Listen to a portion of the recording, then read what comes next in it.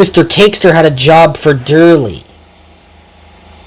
Scriba has cracked her cylinder, he said. You must collect her passenger train. It sounds like a plan, sir, said Durley. And she puffed off to collect it. She backed into Union Station and the passengers got on board. And she set off toward Cornelmy, the capital.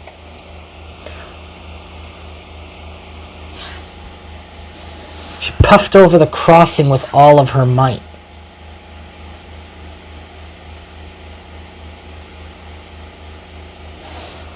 Posey passed. I like going backwards, she said. I'm using a cab car. Then Durley came to Sasha's hill. It was steep.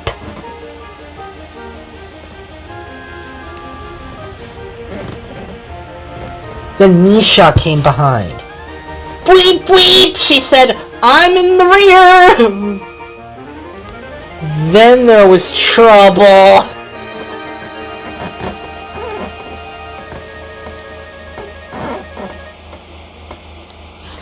She crashed into a rock and came off the tracks. I think something happened, said Durley. I have to go back and do her work.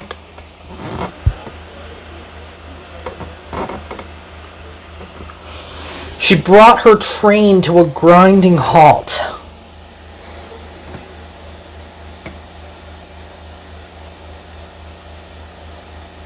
It looks like I am all right, said Misha. So Durley buffered up her train and set off toward the destination. It was a really long train, but Durley carried on.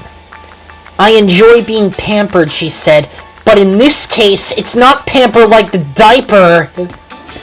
It's pampering like being cared of, not like the diaper. She was right. Diapers don't suit railroads. They only suit babies or toddlers, but they sometimes suit monkeys. The train was long.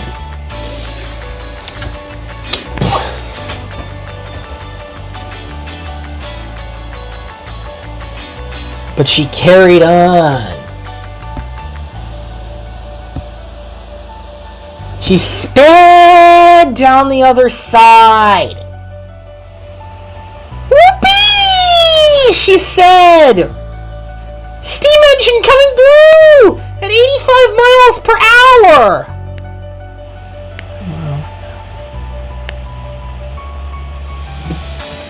Like I do this same rule every day.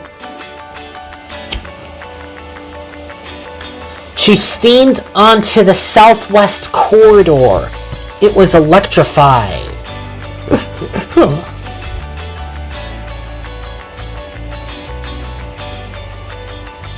MBTA coaches were in front. She carried on making excellent time.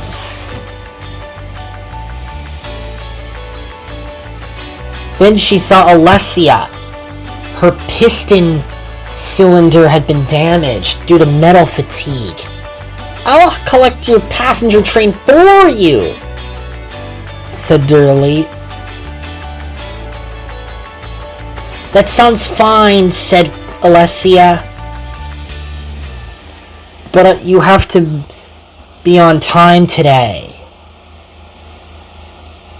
She buffered up to the Amfleet cars and then set off. Then an electric woman train came into view.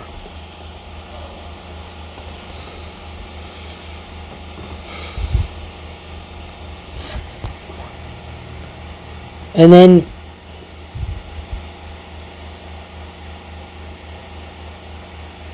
the train trundled by.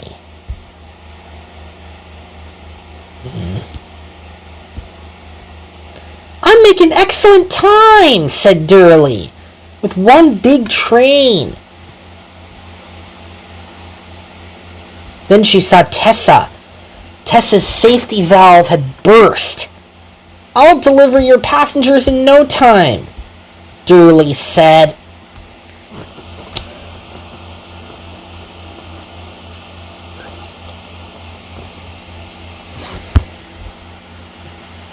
Thank you, said Tessa.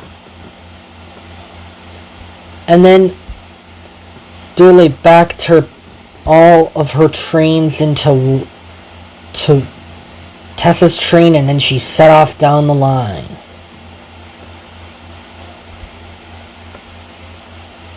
Then she saw Mevy ahead.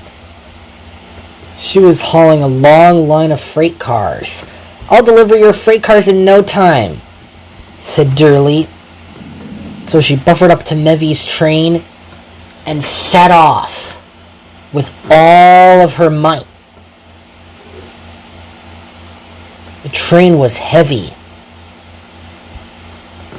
but Durley carried on.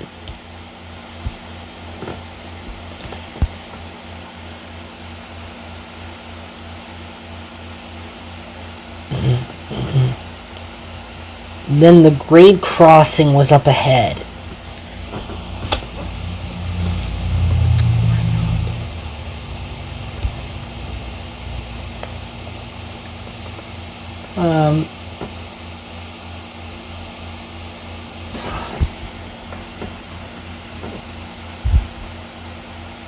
Durley's whistle sounded in the distance.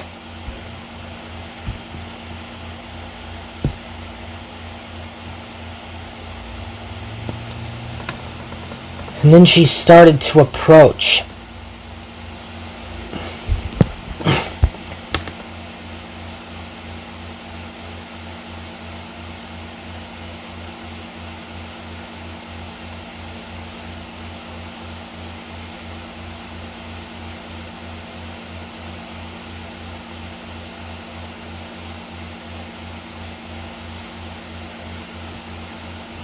She clattered over the crossing with all of her might.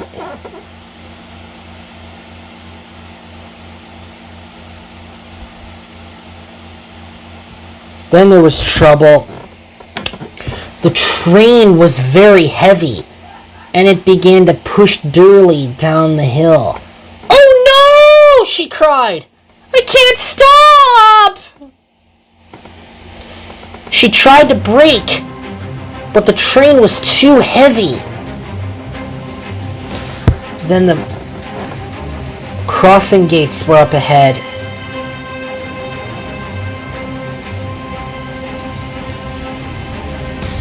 Then they began to come down, and then Durley sped over the crossing.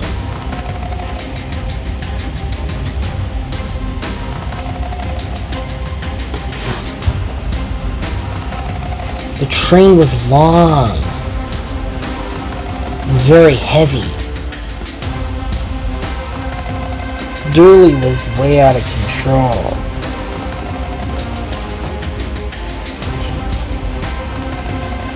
She rocketed down the line at full speed. "My cotter pin is gonna get ripped off," she said. "And that's really gonna throw everyone off!"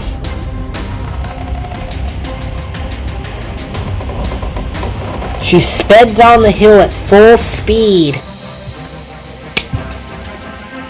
and was unable to stop.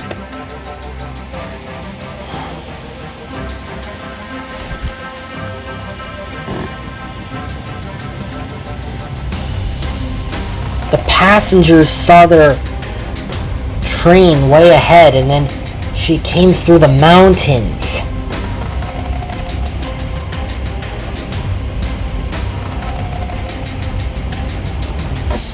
Then she turned the curve at full speed.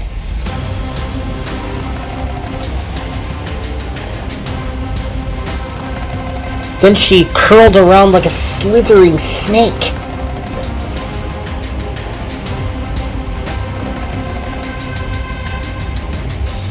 Then Lori came along with her passenger train. She was enjoying herself. "That's the fastest train I've ever seen," Lori said. Then she saw it. "Durley, stop! You're going too fast!" she cried. Her driver applied the brakes, but it was too late.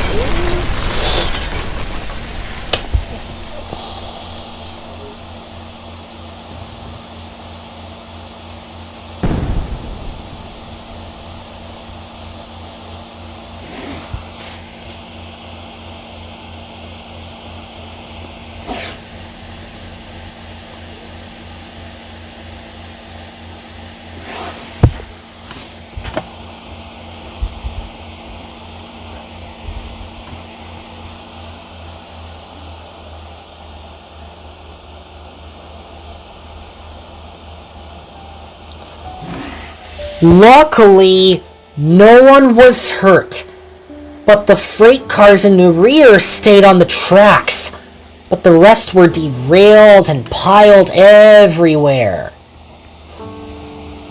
"I can't believe this happened," Durley said. "Sorry, Durley," said Lori. "I didn't see you there." Then Waylon buffered up. And then Alexia, the woman locomotive, was hauling diapers, and then she buffered up to Lori's passenger train, and she pushed it further on.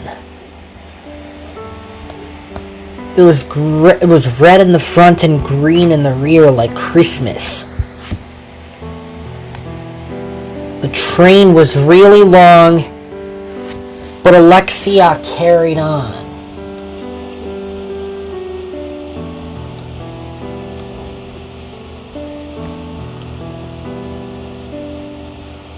She pushed the train with all of her might, delivering Lori's passengers and the diapers, including Huggies, Pampers, and Loves.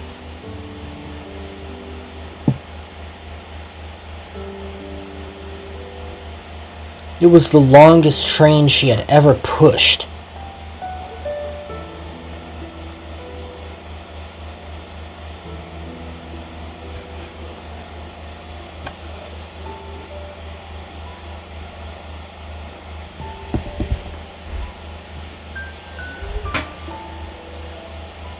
"People need a lot of diapers," Alexia said.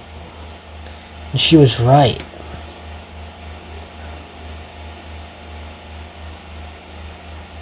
Later that day, Waylon wasn't feeling good, and he had an idea. "Would you like me to feel your forehead?" asked Alexia. So she put her hand on Waylon's forehead to check if he had a fever. "You seem a little warm," said Alexia. "That's hotter than the state of Florida," Casey said. "No, I'm not into it,"